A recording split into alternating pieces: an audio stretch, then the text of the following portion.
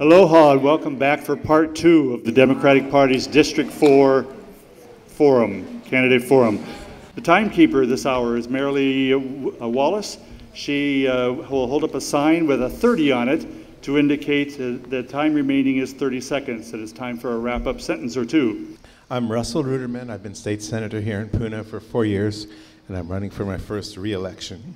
Some of you may know me as the founder and owner of Island Naturals Markets, which is something I'm very proud of, particularly because we've created over 200 jobs on the Big Island. And there are very few examples in the private sector of somebody creating that many jobs in our neighborhood. The reason I mentioned that, I think it's particularly relevant because a lot of the same skills involved in politics are the skills involved in business. That is, relating to a wide variety of people in a way that forms partnerships and forms win-win coalitions with a variety of people. In the last 4 years in the legislature, I've been very proud of my accomplishments. I've gotten money to create new public libraries in Puna. I've gotten major funding to have the medical center expand into our first emergency room and hospital in Puna. I worked very hard after Hurricane Iselle. I was working on Albizia issues even before the hurricane, and of course we redoubled those efforts afterwards, and I've gotten quite a bit of funding and some coordination from different agencies on fighting Albizias. I've been a big advocate for our schools. I was able to get funding for our charter schools for 2 of our charter schools to create a commercial kitchen. So those were Volcano and Kua'okala in Kapoho. That's very important to me because one of the areas that I focus on, besides representing my district's needs, is local foods. The 2 sort of areas I focus on in general are local foods and good government. I've been working hard to create an environment where the government is more responsive to the public, and I'm always on the side of the people as they relate to the government and not the machine or the large corporations that have a little too much influence in our government. And I hope to continue to working on those things as well as some more, which I hope to explain. Thank you. Mahalo, Senator.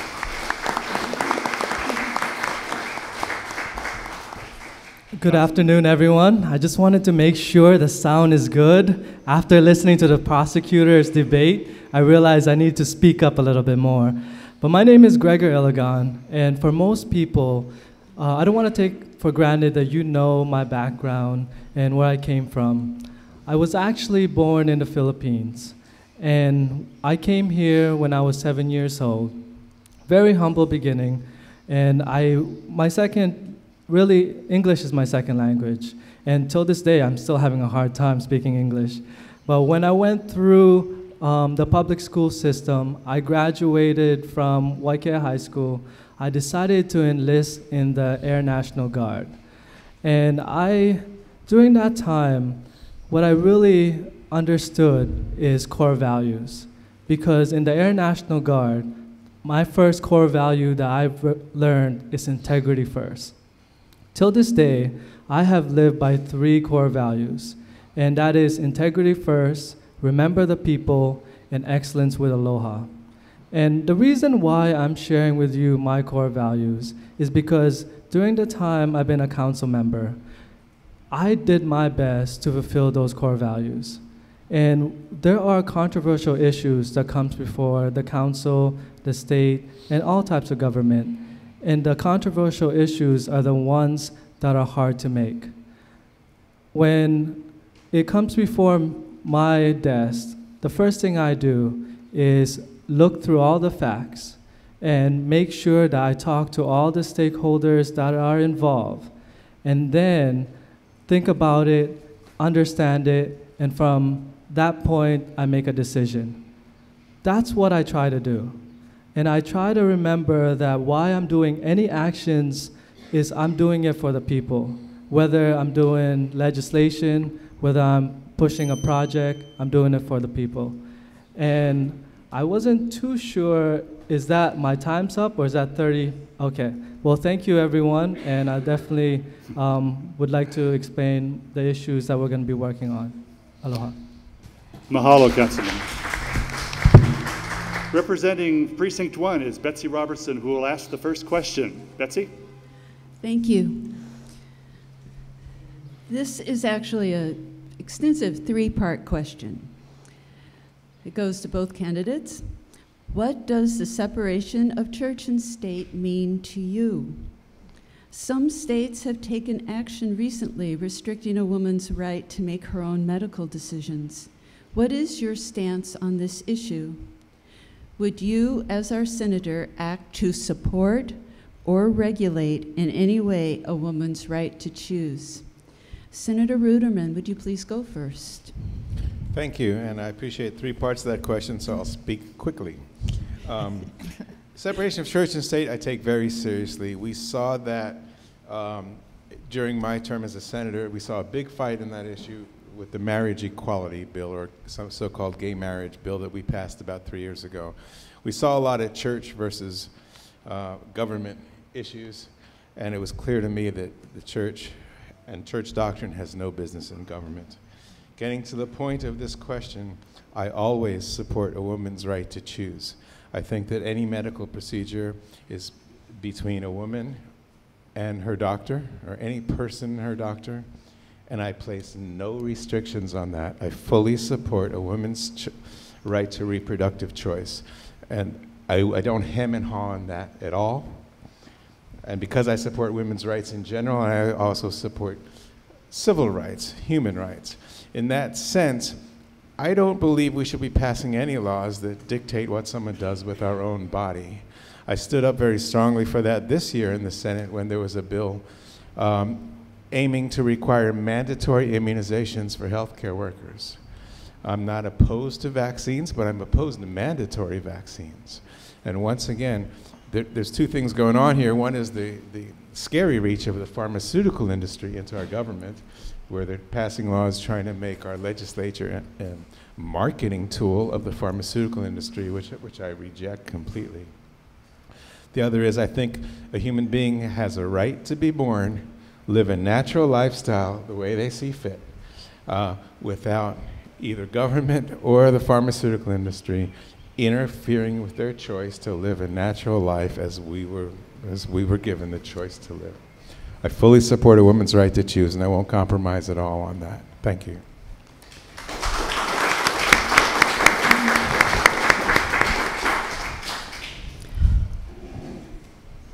Regarding this question is very dear to my heart because my mother had me with a married man. And at that time, she's very also religious. And she does not believe in abortion. When I grew up, I strongly believe that you should choose life. But as I met a lot of people, got into a lot of different relationships, I've realized that my mother chose me. And I believe that every woman should choose. And when it comes to separation of church and state, I believe in churches because churches also help out the community. Faith-based organizations like Convoy of Hope has been giving back to the community. And government should partner up with churches.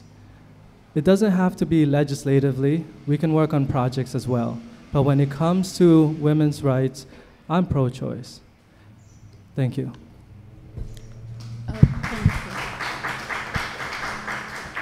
Go ahead. Yes, Mr. Ilagan, would you just clarify whether you, as our senator, would act to support or would you regulate in any way a woman's right to choose?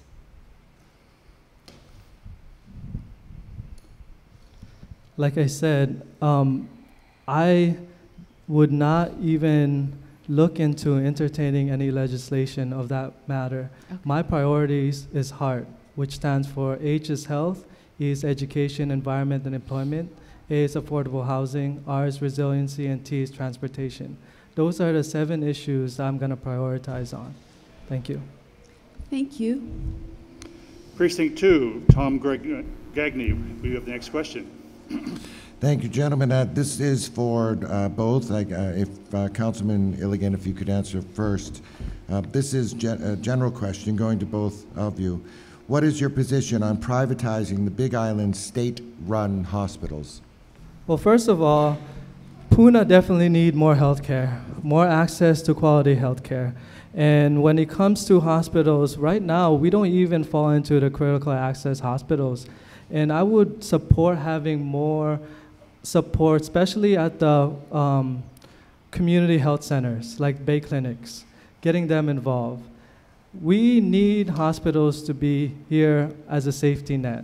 We definitely need to look into assessing what our needs here in the Big Island and focus our healthcare through that. That's my position. Thank you. And Senator Ruderman. Thank you. This is a really big issue facing the state. Maui is moving towards a privatization model that was passed a couple of years ago. And right now the legislature is sort of waiting to see how that goes. No one wants to take another step in privatizing any hospitals. I'm very pro-union, so I have tremendous concerns about privatization of our hospitals.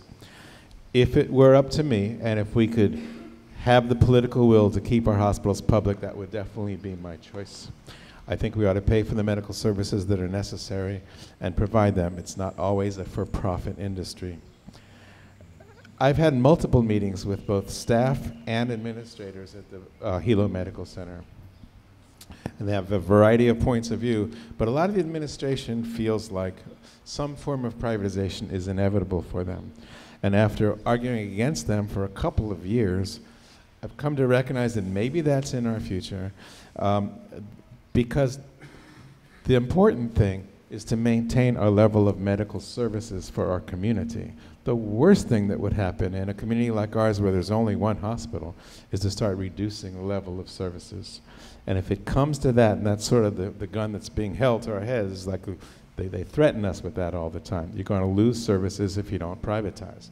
And the administrators at the Hilo Medical Center seem to be convinced of that. To me, that fight isn't over yet.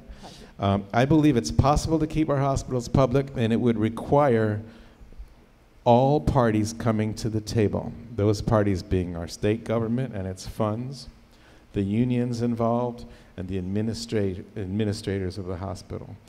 And they would all have to come to the table being willing to compromise to create a model where we save enough money that our state legislature is willing to keep funding it. I think the likelihood of that is small, but still possible. And I've been advocating for that, and I advocate for that even to the unions that don't want to hear that, because I think the way to keep these union jobs is to have the unions at the table negotiating in good faith to reduce the cost of the hospitals. Over in Oahu, where the majority of our residents live, they don't understand the situation we have, where there's only one hospital to choose from. Yes, it's a public hospital, but more importantly, there's only one. On Oahu, you have 5 within a couple of miles usually, you know. If you don't like one, you go to another. So it's crucial for us to keep our level of medical services high. We have a growing and aging population, and the level of medical services is crucial. So whether we'll need to privatize has yet to be decided, especially for East Hawaii, which is the most efficient of the several regions across the state of public hospitals.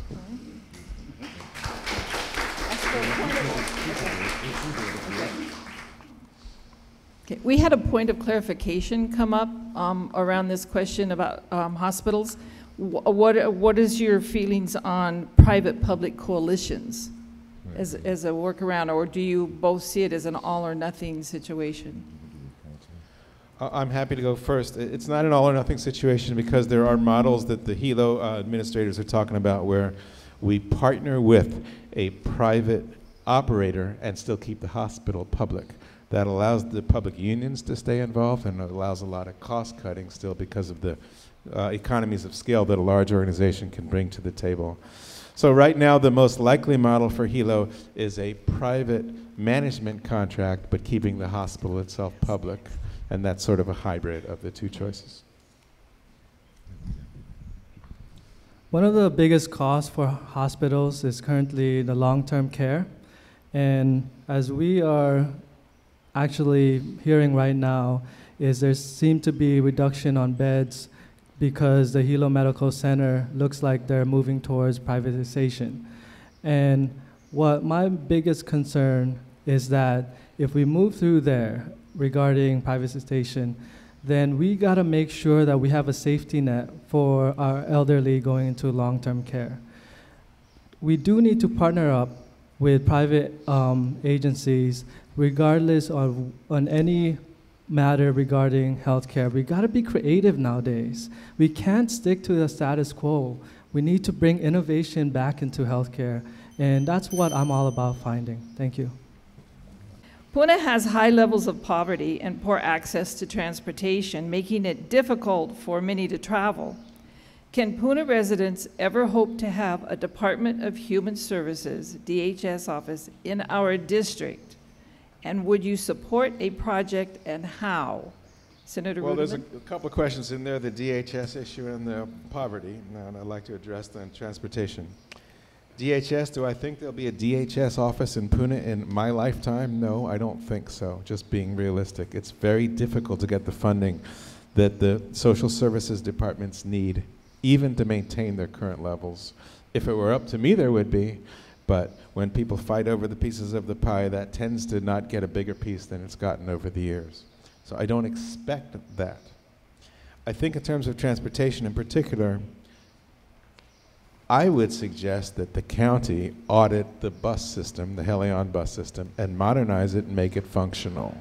You really can't take the bus, let's say, to the airport and count on it being anywhere near on time. It's a very archaic system that we have, and it's not usable for most people if you have to get to a place on time. I think that's a relatively easy fix. The question of poverty in general, which is of great concern to me, is why I focus on education a lot. I've advocated for the libraries, I've advocated for our schools, because I think education is the way out of poverty. And, you know, to me, I advocated strongly for the minimum wage increase a couple of years ago, except I wish it would have been a lot more, a lot faster. We talk about poverty and homelessness, and we talk about it on Oahu just as much because the homeless are much more visible over there, although we have a higher per capita rate here. To me, the answer to lifting a lot of people out of poverty is a $15 an hour minimum wage. And I don't say that lightly because I have over 200 employees, but I say that because I think I'm in a position to argue for that. There's nothing we could do that would lift more people out of poverty and reduce homelessness more than a $15 an hour minimum wage. We've seen it happen in other places like New York, San Francisco, and Seattle. And what do these places have in common? They have a high cost of living. Hawaii has the highest cost of living in the nation. And we have the largest disparity between our average wage and our cost of living. So while there are some consequences that would come with raising that minimum wage, it's 95% positive.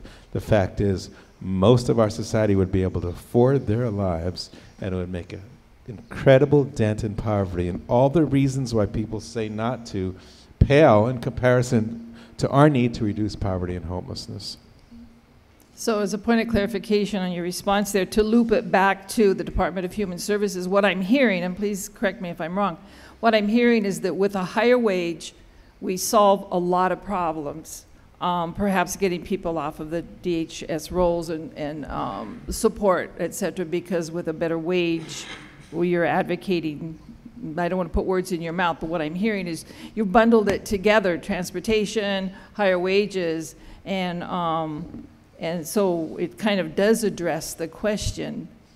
So can you just do a linking statement between transportation to a particular place and... Well, there are two separate issues in terms of making our public transportation on this island functional. I believe it's almost non-functional for most people. So that is a separate issue, and that's a county issue that needs to be fixed. My link of the minimum wage and the poverty issue to DHS is if everyone is making $15 an hour, that's $30,000 a year, and there's a lot fewer people in poverty who can't afford our normal services that are available to us. Okay, thank you very much. Councilman Ilagan. like to hear your response or your take on this. Thank you. First of all, this is the question why I can be a great senator, is because of the fact that I understand the county very well. My 4 years of experience in the county, I understand public transportation. The fact that it takes $13 million to operate our mass transit system here in this island to cover 4,028 square miles is ridiculous.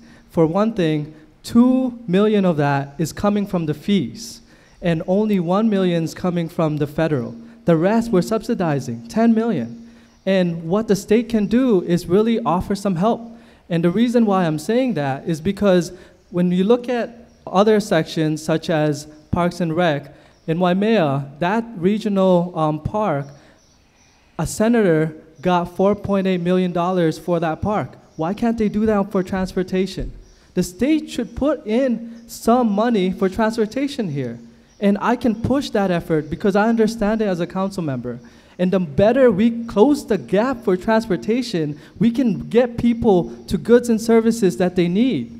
The part that Puna is having a hard time with is not only this win right now, but actually it's getting access to those goods and services. And having a great public transportation system will definitely help people in poverty, help people in the middle class, will help out everyone. Public transportation shouldn't just be for people in poverty. It should be for all people. It should be that option, and also having better other modes of transportation as well, such as van pools putting into play. And as a council member, I'm actually working to implement that in the county government. And hopefully we can launch that maybe in the next month or two. Thank you. Thank you very much.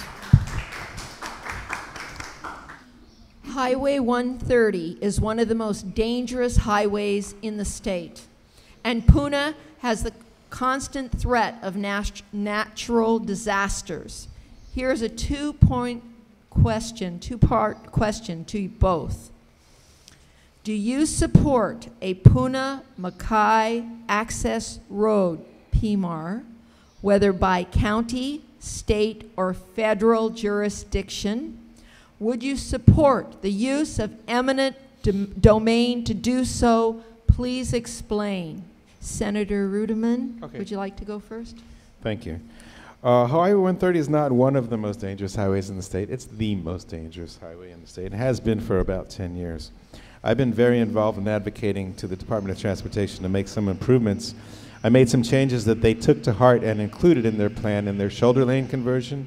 I made some suggestions that they did include in their plans to the roundabout. And I've also urged them to make some other changes on the highway that has actually reduced accidents. I've been advocating for an alternate route, a Puna-Mackay alternate route, for more than 10 years. The obstacle is Shipman Estates. And I have tried to put a proposal forth that would address all of Shipman Estates' concerns and help the Puna community. It's not the PMAR, it's a rails to trails conversion of Railroad Avenue, at least from Paradise Park to Hilo, preferably all the way to Kapoho. Because these kinds of things are being done in other communities and other countries with wonderful results. It's a tourist attraction, it promotes our health, and it takes cars off the highway. That to me would be either phase one or an alternative to the Puna-Mackay alternate route, which still has to be built. The question of eminent domain comes up here. The first choice, the best option, would be if Shipman Estates would come to the table and be a willing cooperative partner with the community in Lower Puna and help us find a way to build a Puna-Mackay alternate route that they feel is the best and that also serves us. If they're not willing to come to the table, then eminent domain should be used. We've already had it proven through a civil rights complaint that Puna is underserved in terms of our highways and transportation. The need for this alternate route has already been proven. It's not an idea. We also are the fastest growing district in the state, and our one and only highway in and out of Lower Puna comes down to one lane ultimately, still in both directions. Yesterday, the Star Advertiser talked about Highway 130 and their discussion of how outrageous it was that the DOT is talking about putting off the expansion of the highway for another 10 years. And I want to thank our Representative Joyce Ann Buenaventura for her very strong advocacy on behalf of our community that we're seeing show up in these debates here. Thank you. Thank you. Thank you.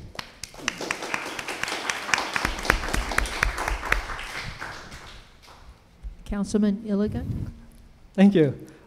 First of all, I do support more connectivity in the Puna area, and we have to prioritize. What I mean by that is that we can advocate, push for a Puna-Mackay alternative route, $300 million project. And the reason why it's $300 million is because the Highway 130, 9.5 miles of it, from 1 lane to 2 lane, that's a $150 million project. So you're talking about a project that doesn't even have any construction, so you have to start from the ground up all the way to finish. So it's gonna cost a lot of money. So what is our priorities if we're talking about emergency? I believe our priorities is look at all of Puna. We have to make sure subdivisions like Eden Rock and Fern Acres are also represented, because those communities are cul-de-sac communities that if that road is blocked, then there's no way out. If HPP is blocked, we have Shower, we have Paradise, we have Kaloli, we have Maku'u, and then we can go up Ainaloa, we can go through 40th, down to Highway 11. There's also Ola'a Road, all the way down to Pohaku. What we need to concentrate is what we can do immediately. And those are the roads that we need to put proper signage. We need to build those roads up, give it to the county, and also at the same time work with stakeholders who are pretty much opposed and try to mend that relationship. And the reason why I'm saying that is because HPP had never had a bus route. Over 20 years, I had to mend that relationship, and finally, there was a bus route. In HPP, they turned down a park, and I had to mend that relationship, and then we got a park. We got land from HPP OA, working collaboratively, and now it's up and running. What I'm trying to say is we really need to prioritize. We need to make sure the routes that we can do, which is Moho on 8 Road, get those having signage on Pohaku and 40th, get them paved, and they're actually, currently the association is working with us. Excuse me, Mr. Ilagan. Thank you. Point of clarification. Such an important issue. I'm so passionate. Okay, go ahead. One of my colleagues here has sent me something. Shower feeds onto the same highway. What about Lower Puna? And when I'm listening to you, I'm wondering if we have to evacuate 30,000 people on all these back roads, and we have been promised for 20 years for an alternative access road. I just want you to really take into consideration the seriousness. And also, yeah, okay, so are you for or against PMAR? I'm for it. Okay. I voted money for railroad to even start up when the volcano came. Okay. And it's built. I want to make sure that we have FEMA funding to reimburse those funds. And I'm just trying to say we need to work on priorities that we can accomplish and be really realistic about the situation. Thank you. Thank you.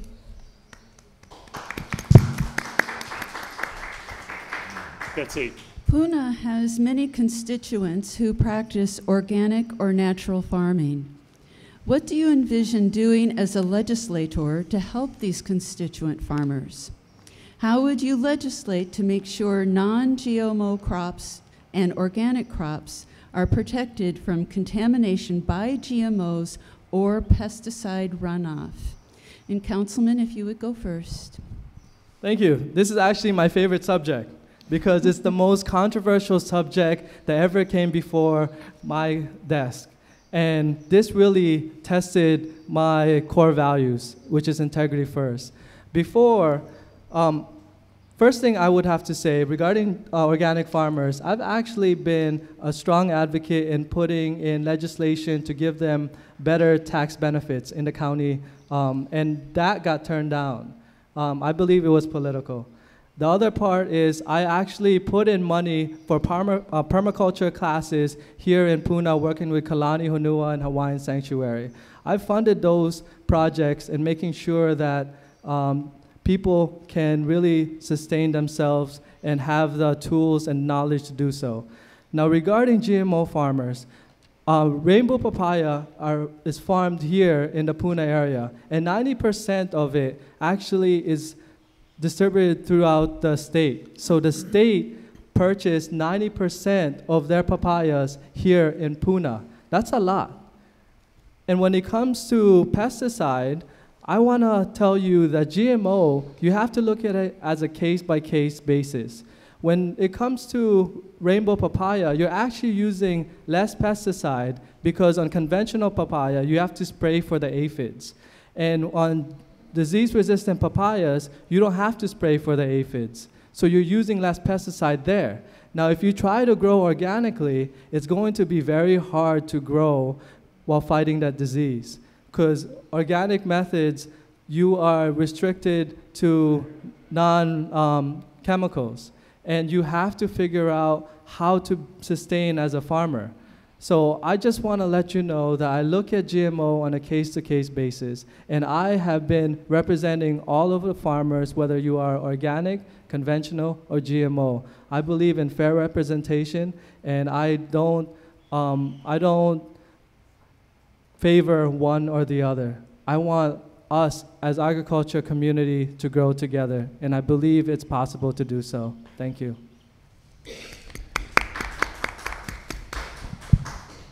I do favor one over the other. I think non-GMO is about 1 million times better for reasons we don't have time to discuss. I've been supporting local farmers very actively throughout my career of 40 years in the food business. We made a huge effort to source more local food, and we now have more than 60% local produce that we use in our stores, both in the produce department and in our kitchen. We are the biggest buyer for over 100 farmers on the Big Island. We help keep them in business, and we have a market for their product. Organic and natural foods has been the fastest growing segment of our food industry for more than 40 years. Ironically, the state of Hawaii has virtually ignored that trend, but we're starting to see a little progress. There was a bill we passed this year that gave organic farmers a tax credit on their first $50,000 of their income. I also passed a bill last year called Farm to School, which creates a position in the Department of Agriculture to help open up the schools to our local farmers. Schools is our largest market in the state, and yet they're completely closed to local farmers. We're making tremendous progress on this with charter schools that are leading the way, and they have more flexibility of buying from local foods. By the way, GMO papaya uses much more pesticides than regular papaya. It's the fungicides that the GMO papaya is very susceptible to fungus, and they use massive amounts of fungicides. I have a friend named Annie Sarhanis who had an organic papaya farm in Kapoho until the GMO papaya came around, and then he closed down because he could not protect his crops from GMO contamination, not because of ring spot virus, because of GMO contamination. And I think that we had a bill here on this island to protect our farmers from GMO contamination by limiting what new crops might be grown. I fully support that bill, and I support the efforts in court to try to protect the county from that. By the way, even in terms of papaya farmers, I've done more than most people realize to protect our local papaya farmers. There was a bill that was coming through the legislature that had to label, and by the way, I support labeling and buffer zones and disclosure of pesticides use. That's the middle ground that reasonable people who discuss GMOs would agree on. Okay, it's not anti-GMO, it's not pro. Informed choice and protect us from pesticides, please. I'm sorry I'm power, I didn't get to get that last point. I would love to talk about how I protected our papaya farmers from a state law that would have harmed them if we get a chance.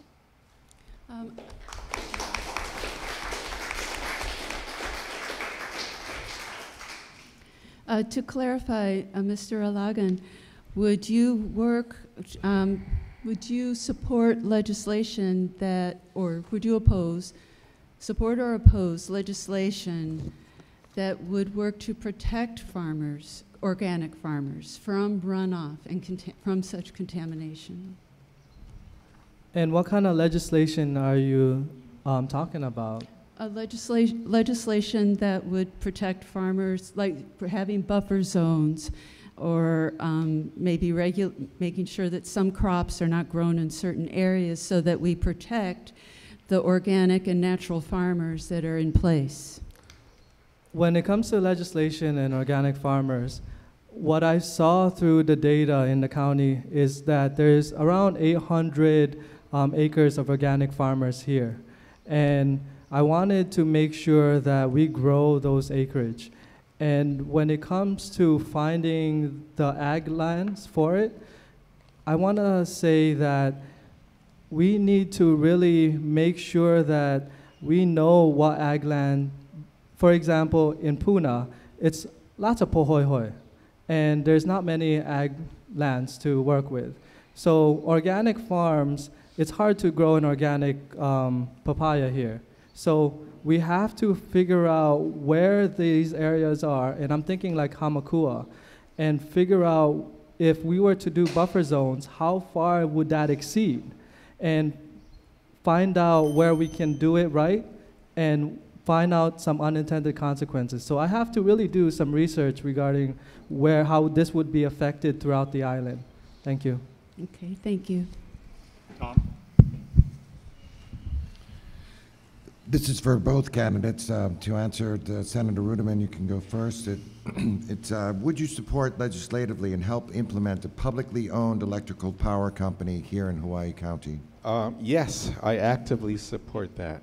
I'm very much hoping, and we have a vote coming up in the Senate on Tuesday, apparently, related to the next era merger. I very much hope the merger is rejected by the PUC. I think we've suffered greatly from having our electric company owned by a company 200 miles away.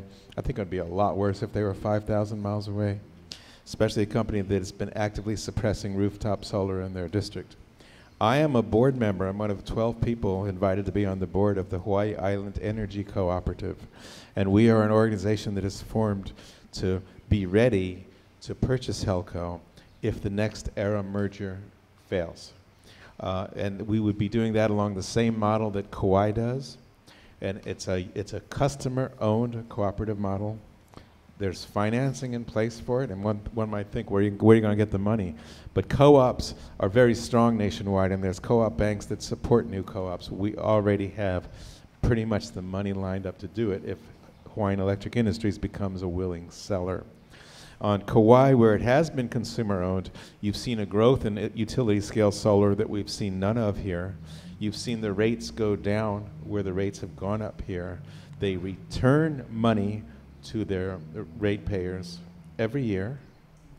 And some of the advantages of that, not only would we eliminate the 15 to 20% of profit that goes to the utility, that would stay in our pockets. It would also mean that the decisions that our electric company makes are in the best interest of our citizens rather than shareholders. And there's a hidden incentive that is perhaps the most powerful thing here. Right now, our utility companies are incentivized to spend as much money as possible.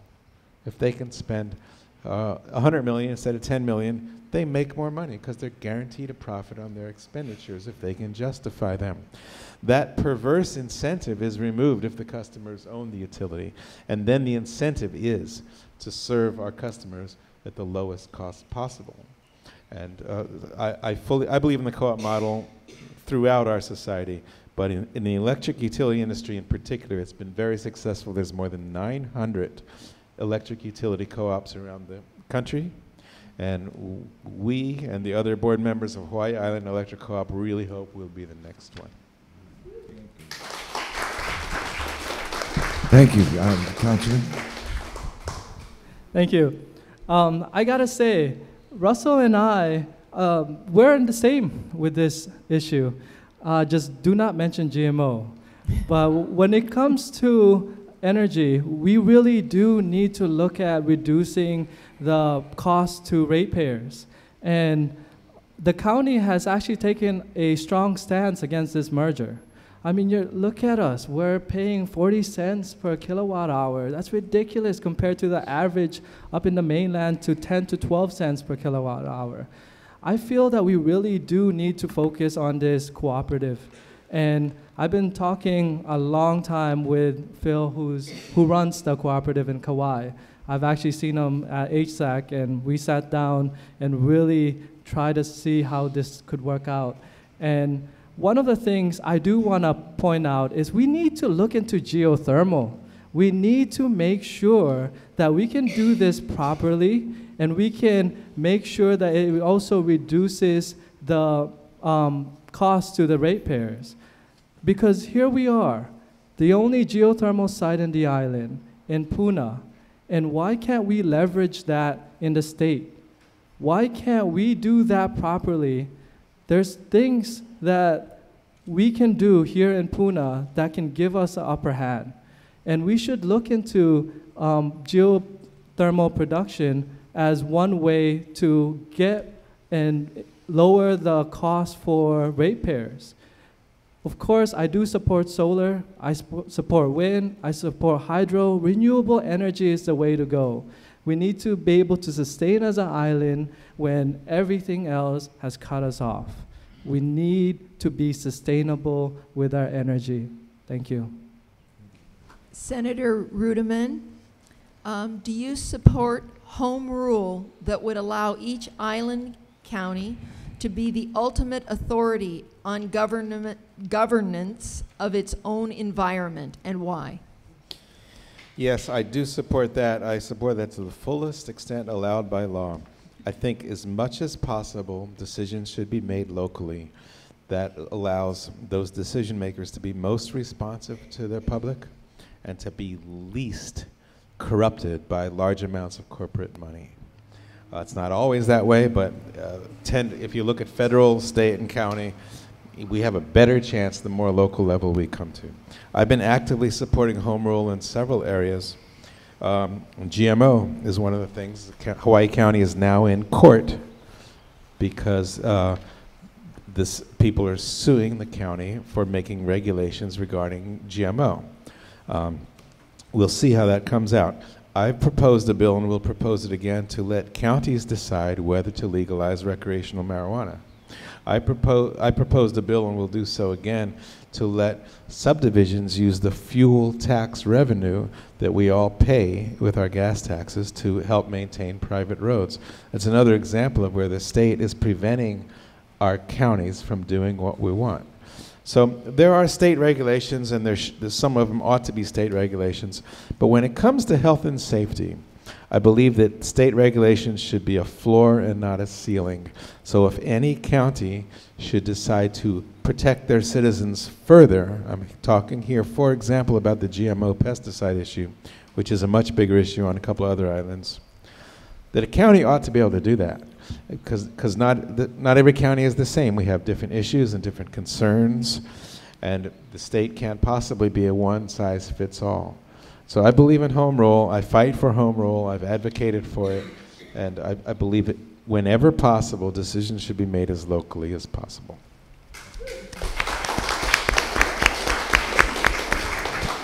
Councilman Ilagan, same question.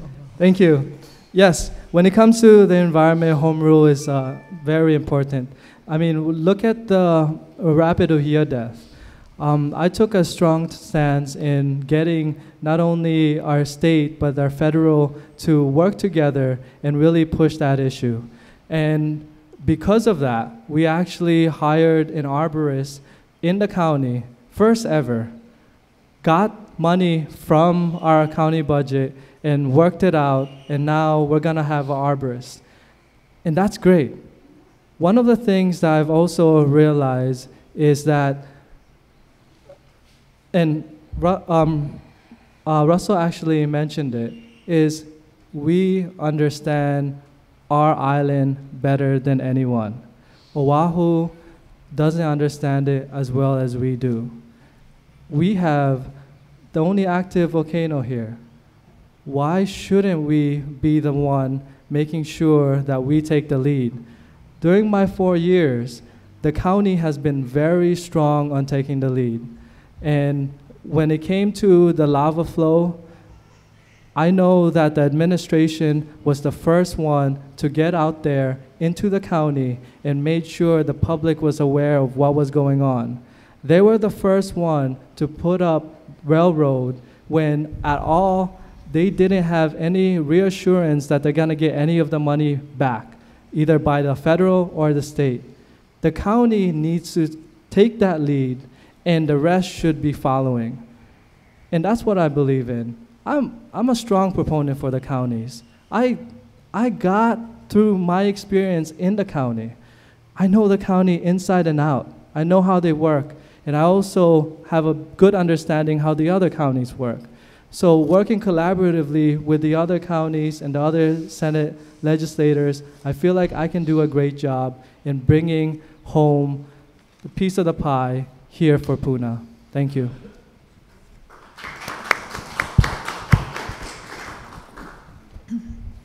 Okay, this is going to be another question for both of you.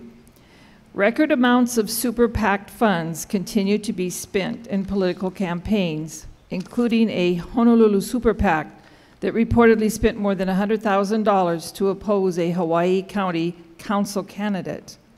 Would you support or oppose a move for constitutional amendment to overturn Citizens United, and why? Councilman Ilagan first. Thank you. First of all, I've actually, on record, voted in support to overturn Citizens United. I've also put up a resolution in support for more transparency for Super PAC lobbying in the Senate side, and that went through.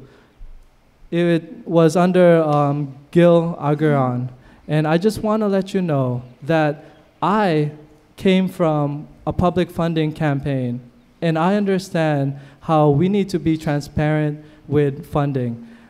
Right now, looking at all the media out there, if there's any super PAC that wants to push for my campaign, stay away from my Senate race, because I like to campaign grassroots. During this time, I actually stopped doing mailers because I wanted to use that money for Family Fun Day. And we got over 1,000 people to come out for a free event, free food, free entertainment, free activities for the families. And I've actually used my campaign funds for scholarships, for college education, because I feel that it's my job to be able to get the money and give it back to Puna. I'm very good at collaborating and getting money to Puna, and that's what makes me effective. Thank you.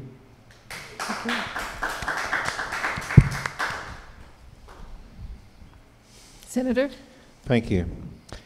Yes, I oppose a move for a constitutional amendment to overturn Citizens United, and I also advocate actively for various measures that would reduce the influence of money here in our state.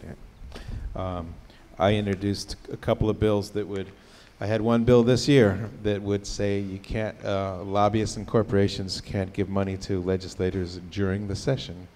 It's a small step. I mean, bribe us during the rest of the year, not when the bill is in front of us, you know. We're trying to take the small steps that can be taken in that regard. In the question here, it talks about $100,000 to oppose a Hawaii County Council candidate. The exact same forces that spent that money to unseat Margaret Willey are the people who are spending money to unseat me, because they don't like an independent voice who might speak the truth in an uncomfortable situation. So I oppose that kind of money. For myself, 90% of my money raised has come from my district. There was an article 2 years ago after the previous council race about how my opponent had 90% of his money from political action committees. The difference is night and day. I am a grassroots funded from the citizens of my district, and the reason that's so important is that you are the only people I answer to. I don't owe any offshore or out-of-district corporations any allegiance or any favors, so I can represent my district the best that I see fit with an honest and independent voice. Thank you.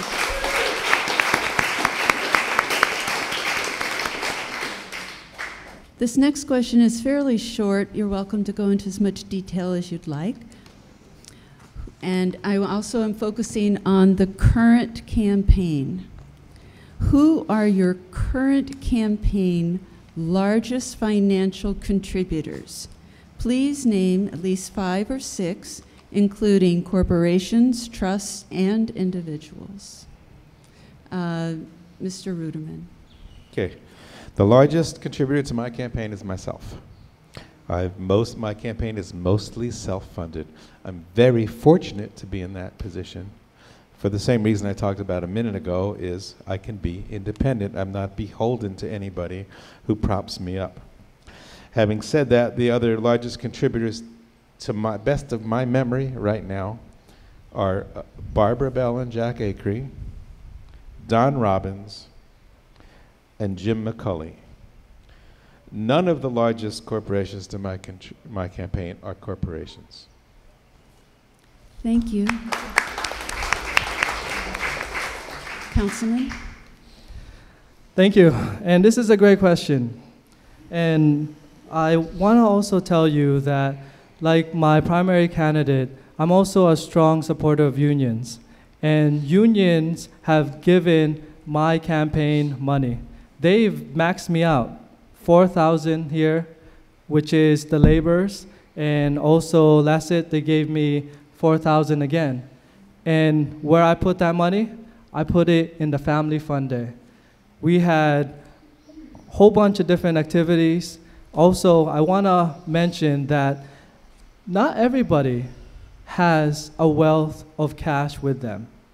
And when it comes to giving money into our campaign, yes, I can put up $25,000 into my campaign, but I don't have that kind of money. I'm not a self-made man who started a corporation and made money from that. So when it comes to actually getting money from different organizations, I'm able to do so. And I got it from the unions. I also got it from local corporations here in the Big Island. I got money from HPM. I got money from KTA. Those are local businesses that's been with us for decades. And when it comes to getting money from other people, I got money from the people in Puna, which came up to $2,000 when I was running for council. So I've gotten money from the Puna area as well. But I try to not get money from Puna. We are the most poverty-driven district. And I try to get money elsewhere to make sure that it comes back here in Puna. I can't be bought by money. My core values has stood by me through thick and thin, especially when it comes to controversial issues. And I've really thought about my position where do I go on a decision where I can excel my political career or go against a decision that is not popular to the public, yet looking through the facts is the right thing. I just want to tell you, I make sure that I research all the facts. Money helps me get my message out there. Money helps me take care of my community. We understand that we need money to campaign. It's part of politics.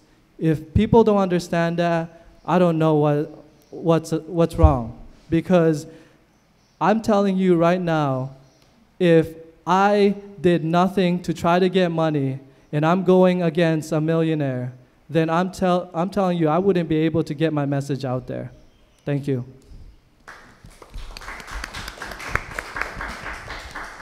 Point of clarification, please. We moderators would like to, which unions exactly contributed to your campaign? Like I said, I got money from laborers, and they have a stabilization fund, which is LESIT.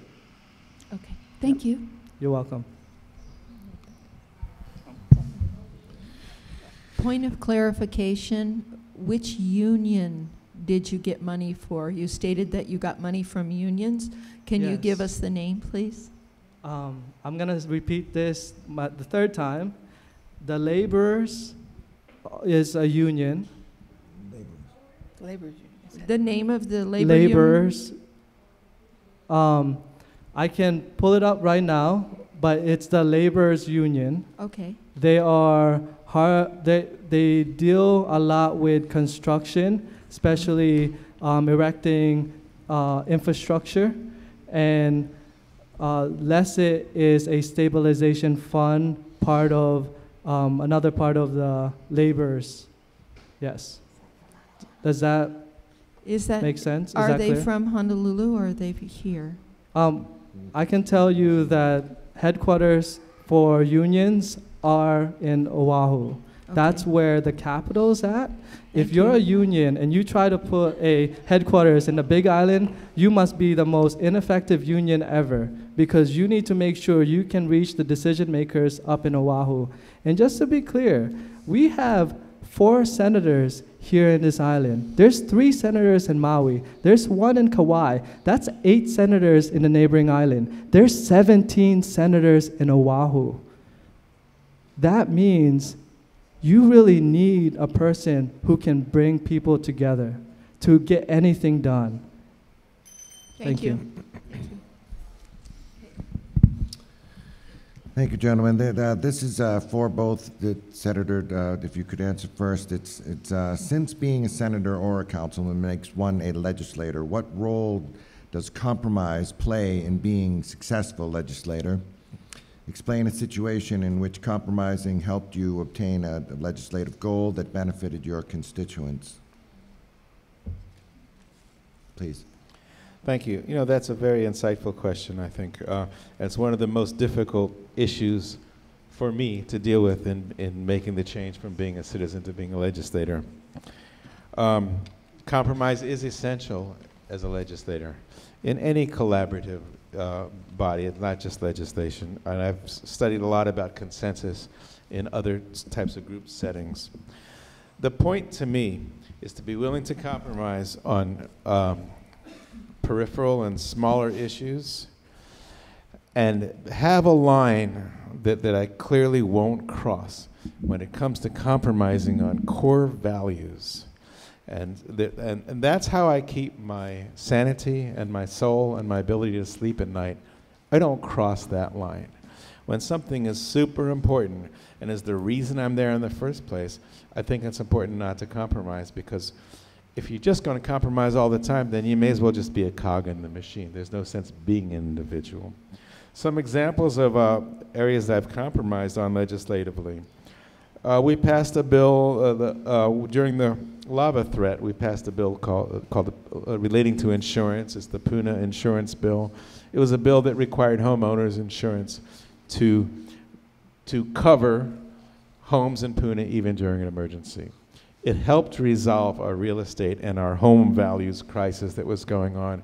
It was the biggest state-related thing related to the lava threat that I could do. And I was able to pass that bill. It got watered down along the way in a couple of different ways. But I felt it was very important. I supported it in its watered down form. And let me say that my cohort, Joy, came in and fixed it this last year. She fixed one of the major problems with it, which there was a 6-month delay. I had to acquiesce to that because I wanted it to go through. I was going to say yes to whatever watered down they do. I was involved in a big compromise on a geothermal-related bill 3 years in a row now.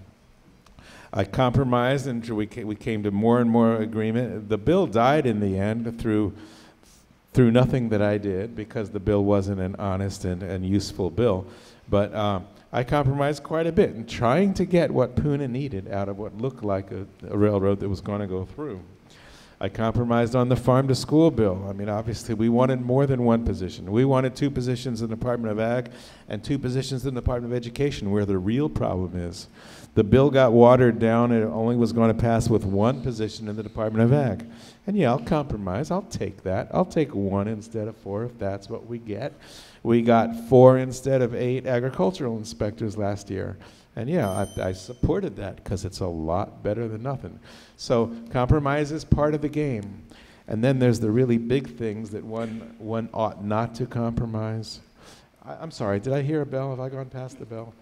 Forgive me, I was going to give an example of something where I didn't compromise, but I don't think I got to. Thank you. Councilman? Thank you. And I totally agree with Russell. You can't compromise your core values. That is key. And I'm going to tell you something that the difference, and I'm telling you right now, since I've been elected, I have never voted with reservation. I either supported an issue or not. And I want to tell you that during my first term, I've actually went against the most powerful individual in the county, against the mayor on his budget. And that's something I could not compromise. I didn't say, oh, no, with reservation. I said, no, I'm not going to support your budget. And that messed up our relationship. I had to figure out how am I going to get anything done in Puna. But I managed to work things out. Now, working with the mayor, I got that park in HPP started. His main projects are the park in Pohoa, and if he takes personnel off other projects, that's taking away projects from his. He didn't have to do that, but working with him, he was more open in doing it. So when it comes to compromising, I don't like to compromise. I don't want to compromise. When it comes to your core values, I will never compromise. I realized that voting against the budget, I had to represent the people. Remember the people is my core value. And that's why I said no. Yet I mended that relationship and still got things done in Puna. So when it comes to agreeing with Russell, I totally agree with him with core values.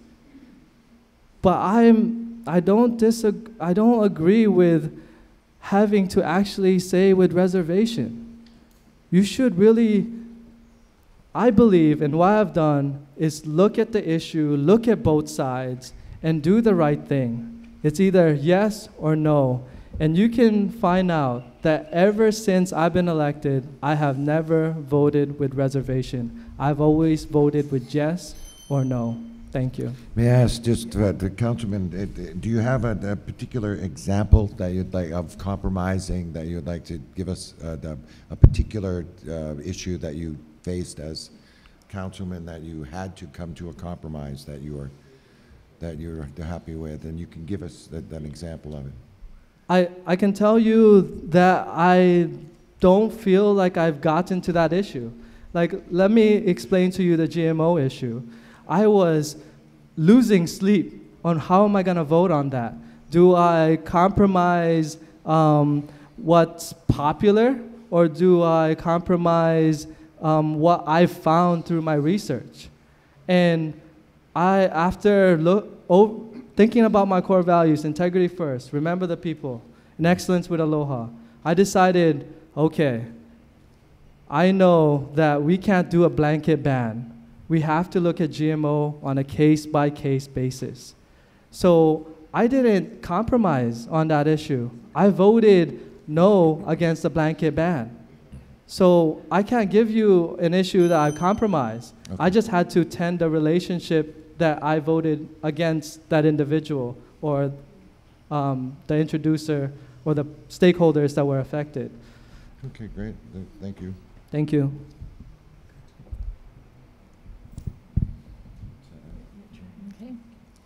Okay, so this goes into a whole different direction, but it's for both of you. Given your preferences, on which Senate committees would you choose to serve and why? Councilman, would you start, please? Okay, thank you. Well, first of all, I just want to say I do have the support of the majority. So I am more able to actually get a chair committee.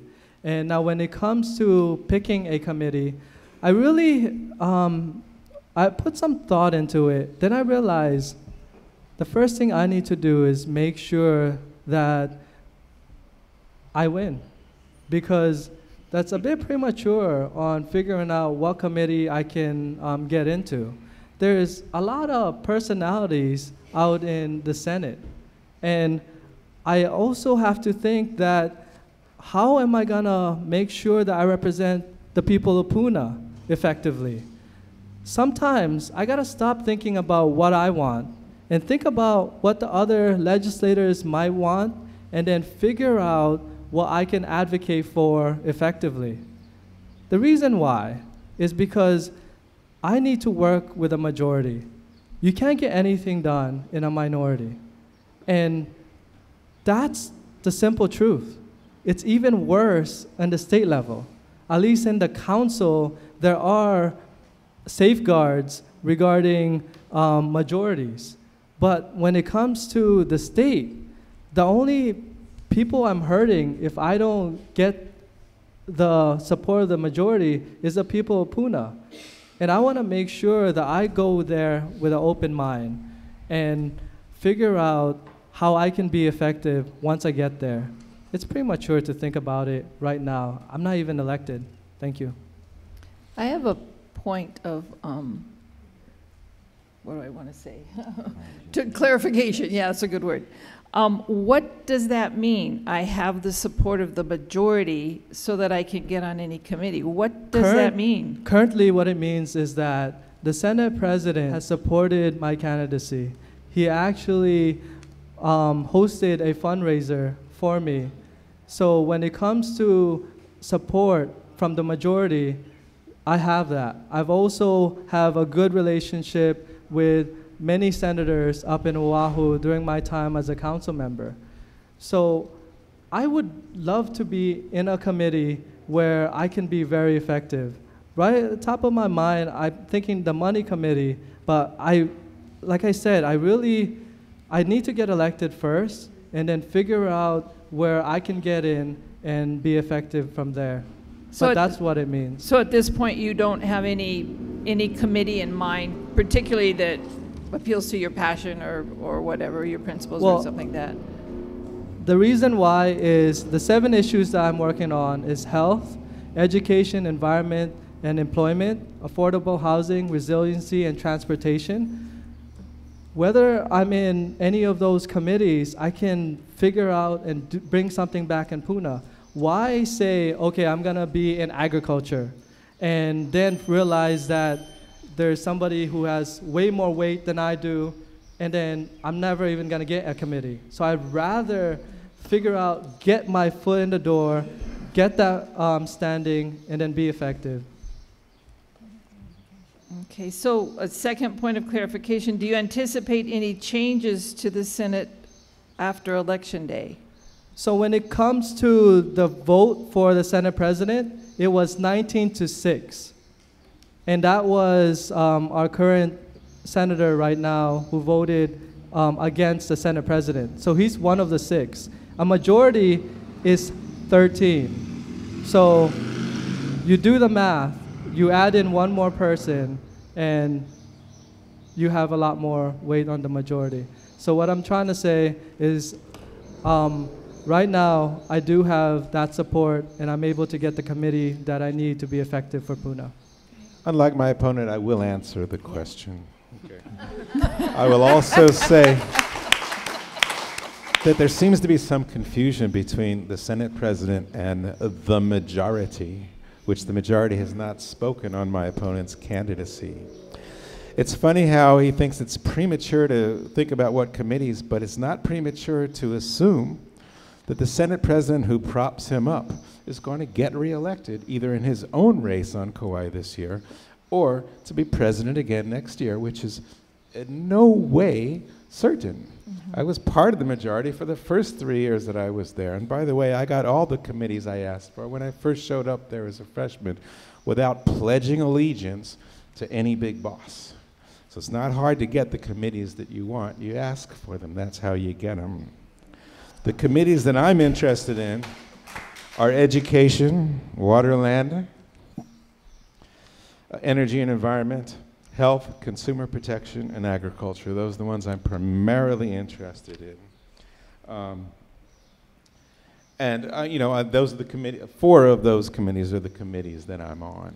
When I was a freshman, I got the choice of any 3 committees plus Ways and Means because our Senate president at the time wisely felt that freshman legislators should be on the money committee to understand how the money works.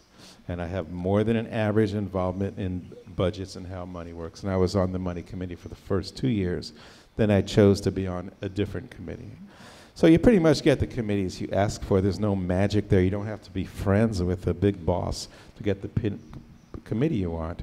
But there is no guarantee that the organization in the Senate won't change because it changes on average every year or 2. So I have the whatever 17-6 that was mentioned is a complete misunderstanding of what actually happened. It was actually 14-9. And with a few people sitting out, and some people were cowed into signing the resolution after the thing was lost. I'm hardly isolated the way my opponent likes to pretend that I am. I have tremendous support from senators and representatives on both sides of this majority versus minority issue. It's really not black and white like that. We are a collaborative body. We work together across various lines on different issues. And who's your adversary one week on this issue will be your ally the next week on another issue. Okay. And I've proven myself to be a very strong collaborator. And I can cite senators on both sides of that majority divide who would support me on that. Thank you, Senator. And I'm gonna ask for one more point of clarity from Senator Ruderman. So if just maybe to help us all understand kind of how it works, these committees. Once you're on committees, you're pretty much on them until you say you don't want to be on them. And can you add more committees over time as things evolve? I mean, how does that work in the Senate itself? Well, there's sort of a practical limit to how many committees you can serve on, just in terms of time. You know, there's time slots like the Money Committee meets Monday, Wednesday, Friday in the morning, and you just can't be on consumer protection or the Judicial Committee because they meet at the same time slot. So you have to juggle the schedules. Pretty much you can be, as a newcomer, you get to pick the people. They want you to be on the committees that you're interested in. Mm-hmm. So for a practical matter, 4 is sort of the limit. Usually it's one of the 3 A-level committees, which I just described, and 3 others. And does it change? It's very unusual for anyone to change committees during a session, but to have them reshuffled every year at the end of a session, that basically always happens every year when the new organization, I'm sorry, not every year, every election cycle, when a new organization goes into place. Okay, thank you for that. Thank you. And now we come to a final series of quick yes/no questions. Please just answer yes or no. Councilman Ilagan, would you support the decriminalization of marijuana? Yes. Yes, no, no. No, wait. Okay. Senator Ruderman? Yes, I do. Okay. Given the technical advances of such alternative energy sources as solar, wind, and water, do you see a need for additional geothermal development on the Big Island? No. Senator? Councilman Ilagan? Yes. Would you vote to ban the use of styrofoam in packaging and food service? Councilman Ilagan? No. Yes. Councilman Ilagan, are you a member of NRA? No. No. Okay. Back to you, moderator. Oh, thank you to all our precinct people for putting together the questions and Now we're going to give each candidate 60 seconds for a final statement. Councilman, for a final statement, would you please explain why you think you would be a good candidate for the position in the state Senate? First of all, I just want to say thank you everyone for coming here, and thank you for hosting this forum, because the public now has a chance to see us, both candidates, and who to vote for. I want to urge for your support, because I honestly believe that I have the smarts, the experience to be an effective senator up in the state level. With me as your senator, I can definitely bring more projects, get them funded here for Puna. When it comes to legislation, I've always kept an open door policy and talked to my community about issues. So you will get that kind of representation. I will definitely be able to bridge the distance between Oahu and the neighbor island with technology and the creativity that I have. So I ask for your support as your next state senator. Thank you. Thank you, Councilman. Senator, tell us why you should be reelected to represent Puna in the state Senate. Thank you. I've already pointed to a lot of my accomplishments in the 4 years that I've been a legislator. And I think if you compare the two of us, we've both been in office for 4 years, the list of accomplishments is like night and day. I've been a Democrat my whole life. I didn't just become one last year. And because I believe in democratic values, that's why I'm a Democrat. For example, I have gotten the endorsement this year already of the 3 largest unions in our state, HGEA, UPW, and HSTA. My opponent talks about union support, but I have the support of the unions. I actively have that support. I talk about the Puna-Makai alternate route because I am responsible for the health and safety of 30 or 40,000 souls. And I take it very seriously. It's not a game where I support a certain corporation so they can make more money. I'm fighting for the people of our district.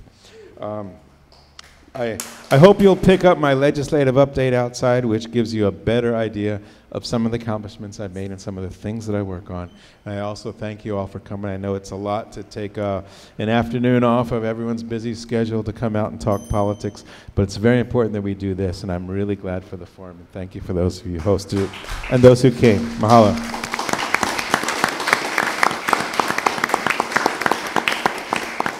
Thank you, Senator. On behalf of the District 4 Hawaii County Democratic Party, we thank you both for your time, for your attention to the questions. Let's give them both a big hand.